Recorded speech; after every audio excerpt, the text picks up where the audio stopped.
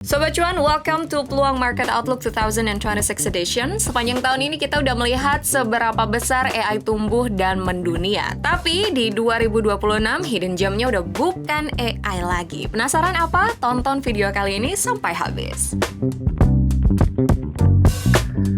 Sobat Cuan, di 2025 kita semua sepakat satu hal, kalau AI adalah the biggest story in the market. Valuasinya naik, adopsinya masif, dan hampir semua sektor dari tech sampai finansial itu nggak mau ketinggalan untuk masuk ke narasi AI. Tapi memasuki 2026, narasi udah mulai berubah nih. Bukan karena AI-nya berhenti berkembang ya, justru sebaliknya. AI sekarang sudah terlalu besar jika hanya dibahas sebagai teknologi. Menurut JP Morgan Asset Management dan Vanguard, saat ini kita masuk ke fase yang disebut sebagai capital deepening. Artinya apa? Artinya itu dunia sudah melewati fase can we build an AI? Karena sekarang kita udah masuk ke fase yang jauh lebih spesifik lagi, yaitu adalah bisa nggak kita mempertahankan AI tetap sebesar ini? Dan di titik ini muncul satu fakta lain yang akhirnya mulai disadari oleh market. Masalah utama AI di 2026 bukan lagi soal chip, Sobat Cuan, bukan juga soal softwarenya. Tantangannya akan bergeser ke supporting constraints, yaitu infrastruktur yang dibutuhkan agar growth story AI ini bisa terus berjalan di skala yang besar. Karena kita tahu ya, AI itu butuh data center butuh listrik, dan listrik nggak tumbuh secepat AI. Inilah kenapa di 2026 narasi market mulai bergeser dari growth story menjadi bottleneck story. Karena setiap revolusi besar pada akhirnya akan dibatasi oleh satu hal yang paling krusial, Sobat Cuan, yaitu infrastruktur. Dan untuk AI itu sendiri, constraint itu adalah power, grid, and energy supply. Tapi tenang, this is not the end of AI, karena justru ini adalah pertanda kalau AI itu sudah masuk ke fase dewasa. Biasanya ketika sebuah teknologi masuk ke fase ini, market udah nggak lagi bertanya AI mana nih yang paling canggih, tapi lebih ke siapa yang akan menopang sistemnya. Dan ketika constraint mulai makin jelas terlihat, kita nggak akan bisa lepas dari satu hal lain yang ikut menentukan arah market di 2026, yaitu kondisi makro global. Lagi-lagi menurut riset JP Morgan Asset Management dan Vanguard, dunia sekarang tuh masuk ke fase yang jauh lebih kompleks dibanding satu dekade terakhir. Globalisasi yang dulunya tuh bikin barang murah dan supply chain itu efisien, pelan-pelan ini mulai retak, Sobat Cuan. Perdagangan antar negara sekarang makin mahal, tarif naik, geopolitik makin sensitif, dan supply chain nggak lagi sekedar soal efisiensi aja, tapi juga soal keamanan.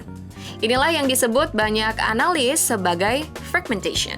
Maksudnya, dunia yang tidak lagi bergerak sebagai satu sistem global, tapi terpecah ke dalam kepentingan masing-masing. Dampaknya apa sih? Well, inflation floor jadi lebih tinggi. Artinya, inflasi mungkin sudah turun dari puncaknya, tapi jangan berharap balik ke era 1-2% dengan gampangnya ya. Karena banyak institusi melihat inflasi ke depan itu akan sticky di level yang lebih tinggi dibanding masa lalu. Dan disinilah the story of suku bunga itu ikut berubah. Selama lebih dari satu dekade, terutama di pasar maju seperti Amerika Serikat ya, market itu terbiasa dengan era suku bunga yang sangat rendah. Itu menjadi baseline dalam menilai aset. Nah, konsensus melihat suku bunga global terutama di Amerika Serikat akan settle nih, di kisaran 3-3,25%. Artinya sederhana, Sobat Cuan, value uang sekarang itu jadi lebih mahal. Dan ketika itu terjadi, market jadi jauh lebih selektif. Di 2026, investor mulai fokus ke bisnis yang punya cash flow, margin, dan daya tahan. Inilah kenapa di 2026 kita melihat pergeseran besar. Tekanan makro ini bertindak sebagai filter. Yang fundamentalnya kuat, mereka akan bertahan. Yang hanya ditopang oleh hype akan mulai tersingkir. Nah, kondisi makro seperti ini akhirnya membawa kita ke perubahan besar berikutnya nih di 2026. Kalau di 2025 orang bilang just buy the biggest names, di 2026 pertanyaannya berubah nih. Jadi apa? Apakah peluangnya masih cuma di segelintir saham market cap besar? Atau justru market sedang membuka ruang yang lebih lebar? Dan disinilah kita masuk ke fenomena yang disebut banyak analis sebagai the Great Broadening.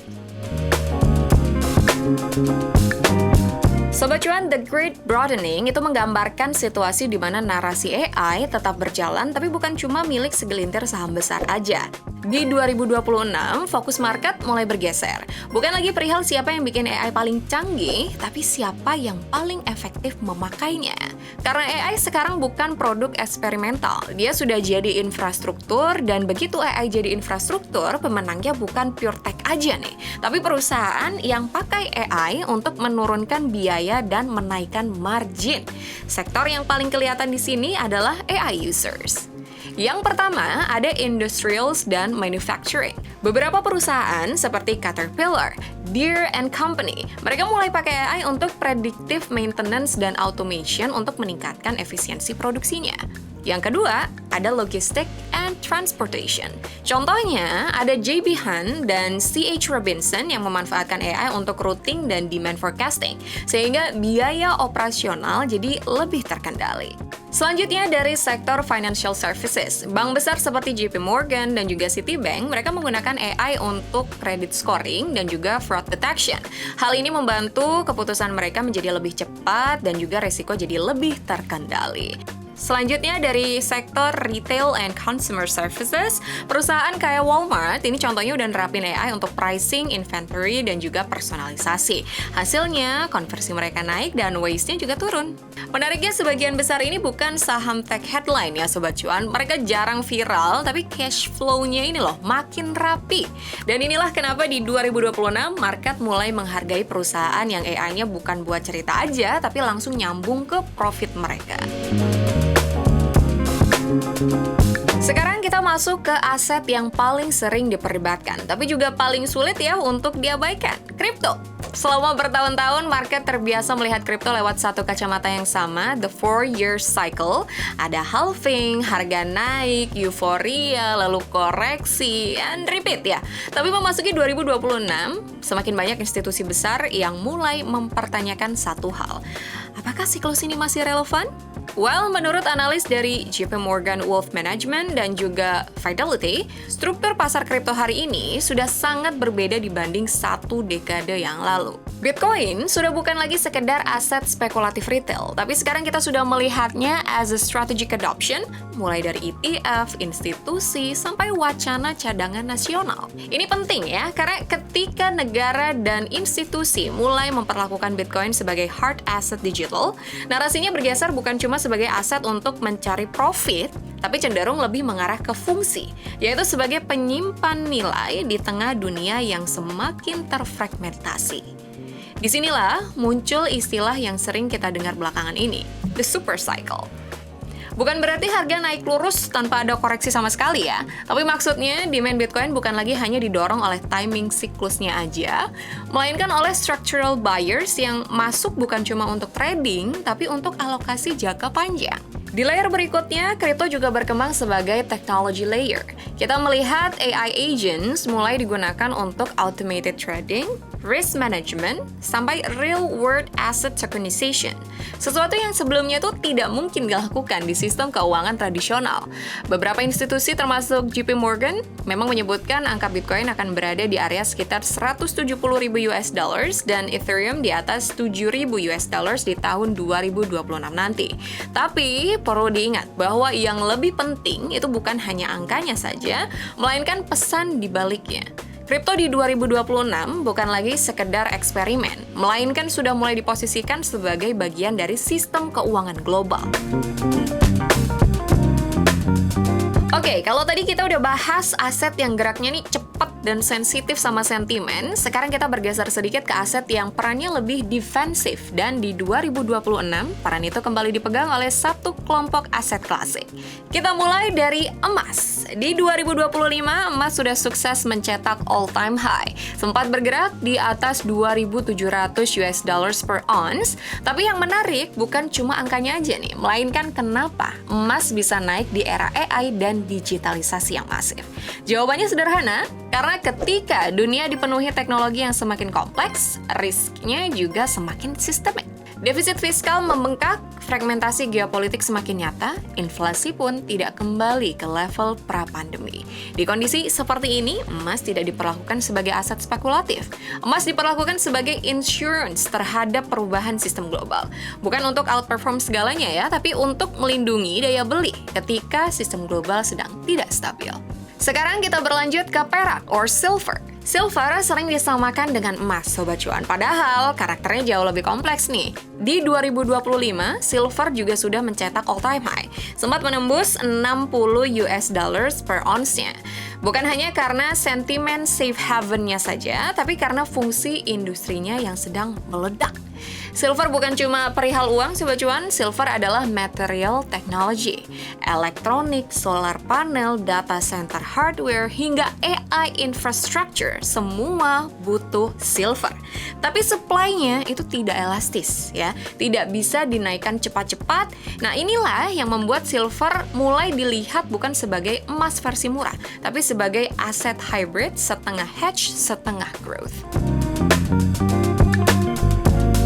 Sekarang, pada tahu nggak nih guys, the real hidden gem ada di satu sektor yang jarang dibicarakan, energi dan utilitas. AI nggak hidup di cloud, AI hidup di data center, dan data center hidup dari listrik. Masalahnya, grid global kita ini udah tua, underinvested, dan tidak dibangun untuk lonjakan demand seperti sekarang. Inilah kenapa banyak analis punya istilah sederhana, yaitu power is the binding constraint. Di 2026, utilities, grid infrastructure, dan energy supply itu bukan lagi sektor defensif yang sepi peminat ya. Mereka berubah nih menjadi critical bottleneck untuk revolusi AI. Dan ketika sesuatu menjadi bottleneck, nilainya berubah. Oke, jadi kalau kita rangkum semua narasi tadi, Market Outlook 2026 itu bisa kita sederhanakan jadi satu playlist ini, Sobat Cuan. Yang pertama, broadening. Selama beberapa tahun terakhir, return pasar sangat terkonsentrasi di segelintir saham besar.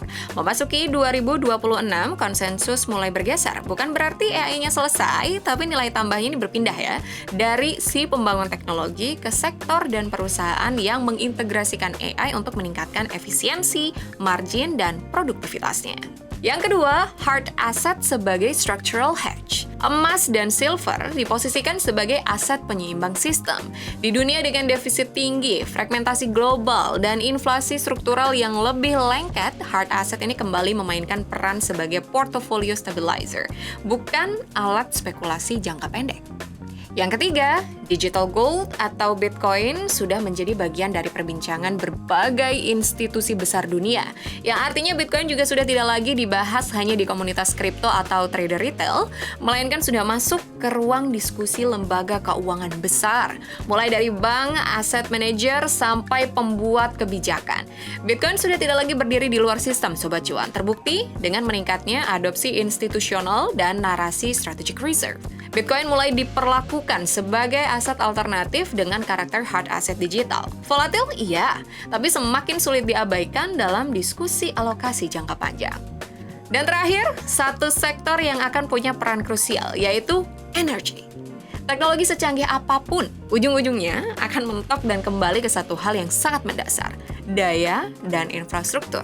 Maka dari itu, energi dan utilities di 2026 bukan lagi sekedar sektor defensif, tapi akan menjadi fondasi dari semua narasi besar tadi. Dan disitulah letak perubahannya. Ketika satu sektor berubah dari pendukung menjadi penentu kecepatan seluruh sistem, market nggak lagi bergerak dengan pola yang lama. Inilah yang disebut structural change. Dan ingat, structural change doesn't remove the opportunity, it reshapes it. Artinya perubahan struktural itu nggak akan menghapus peluang, tapi menggeser pusat gravitasi marketnya. Dan investor yang paham dengan hal ini nggak akan mengejar siklus jangka pendek ya, tapi mereka akan membangun portofolionya untuk bertahan dan tumbuh di siklus berikutnya. Kira-kira itu aja sih Sobat Cuan, gambaran The Market Outlook 2026. Emang kita bisa lihat kalau market bakal terus berubah, tapi tenang, kita bakal terus update dan bedah informasi-informasi yang perlu kamu ketahui untuk bantu elevate strategi trading kamu. So, don't forget to subscribe to our channel supaya nggak ketinggalan update berikutnya ya. See you in the next Market Outlook. Bye-bye!